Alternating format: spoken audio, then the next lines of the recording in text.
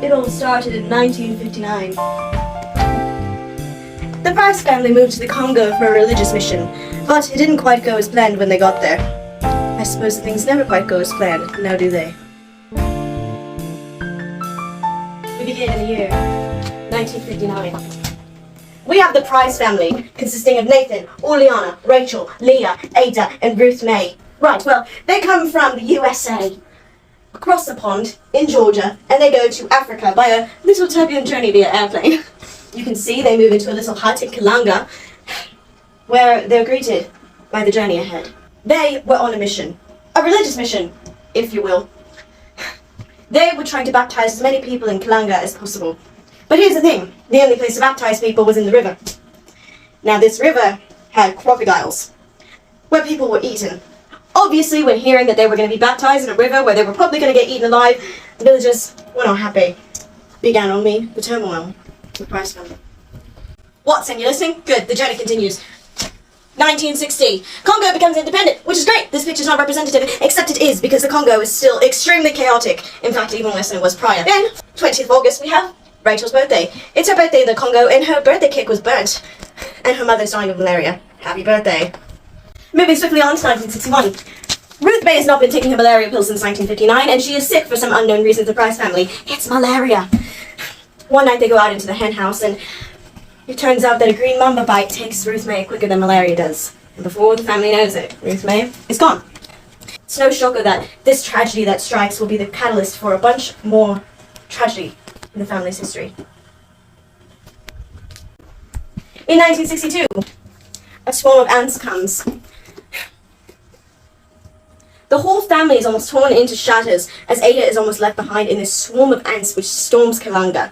This obviously is terrifying for the family as Leah and her new partner Anatole are almost terrified they're going to lose another sister just 1 year after the loss of Ruth May. It's at this point that the Price women finally realize that Nathan does not want to leave the Congo, but they need to. And so that is when they embark on a journey, almost dying, all of them, as they escape to Leopoldville.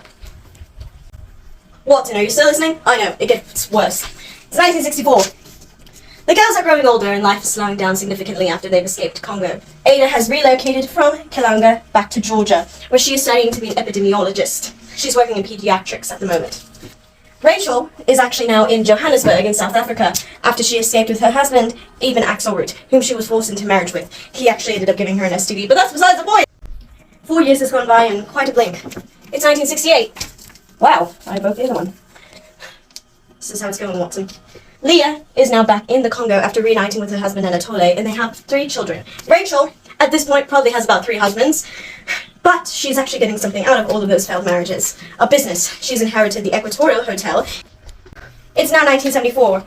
Things have changed in Congo since Leah and Anatole have relocated. Well, actually, now that Mobutu is in power, everything has changed. All the names of the cities and the towns and streets have changed, and all of the things in relation to the politics of the government have changed. Even the way that Mobutu plans out his economy has completely changed. Everything is in his self-interest. We're almost to the decade of blue hair and blue eyeshadow.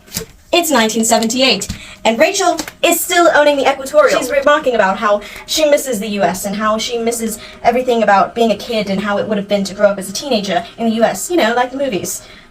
It's not like a movie. Leah is still in the Congo, but it's the last time that her husband Anatole is ever going to have to go to prison for being a communist. Sure.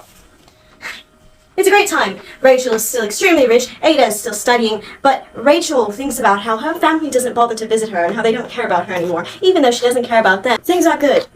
But when will they all come to a head? That is the question, Watson! It's finally the year of George Orwell's Big Brother novel, 1984. We've made it, Watson! To the reunion. It's finally here, ladies and gents. We've been waiting for this moment since 1962. What a big reunion! But there's a lot of differences, and a lot of the sisters' feelings have become cold towards each other and they've drifted apart. Finally, at the end of this very stony reunion, that's when Rachel reveals to Leah that their father, Nathan Price, has died. He was burned alive in a watchtower after the villagers became fed up with him. Despite how horrible of a father Nathan was to his children, he was still a father, period. And he still bonded with his children, regardless of how that bonding was done, whether it's beating his kids or... And we made it, Watson. It's 1997. Right in the center. This family has pretty much completely dissolved. Juliana doesn't want to hear a word about what happened to Nathan, and Ada is still working as an epidemiologist. She does not care about what happened to her father either. She couldn't care any less. Leah is forever hoping for forgiveness from her father and her siblings forever. Juliana is stuck with the guilt that Ruth May has brought upon her within her death. When at the very end of the book, Ruth May says that she forgives her mother.